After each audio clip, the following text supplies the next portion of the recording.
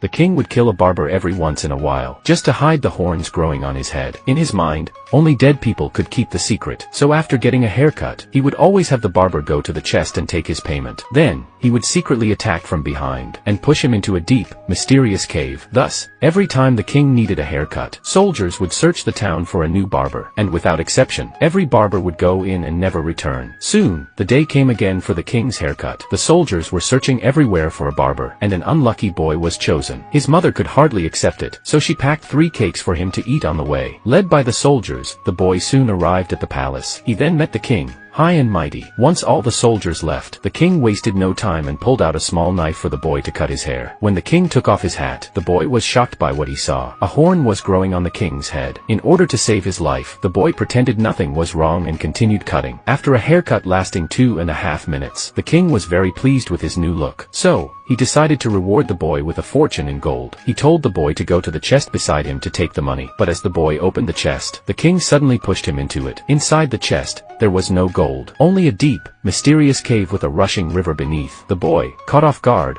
was swept away by the current. The king thought the boy would die, but to his surprise, the boy survived. The surroundings made the boy shudder. There were piles of bones everywhere. The boy realized the place was full of danger. At that moment, he just wanted to escape as fast as he could. Just then, a noise came from beneath the pile of bones, which startled the boy and made him step back. In the next moment, a giant snake appeared before him. Without hesitation, the boy immediately began to play the flute in his hand. The music made the giant snake happy, and then the boy took out one of his cakes and offered it to the snake. The snake, moved by the boy's kindness, let him go, and sent him out of the cave. Just as the boy escaped the snake's mouth, he was spotted by a hungry wolf in the forest. The wolf lunged toward him, but the boy scrambled up a nearby tree, barely escaping becoming the wolf's meal. However, the wolf was determined not to give up, so the boy played the flute again. When the wolf fell down, the boy was knocked off the tree. The wolf's stomach growled loudly from hunger, so the boy took out the second cake and gave it to the wolf. After eating, the wolf decided to let the boy go, and carried him out of the forest. On the way, they passed a house by a lake, so the boy waved goodbye to the wolf. He thought he would spend the night there, but little did he know, he was walking into a trap. The house was owned by a famished old witch. Seeing a new victim at her door, the witch used magic to transform into an old woman. She warmly welcomed the boy inside, and as soon as he sat down, the witch revealed her true form.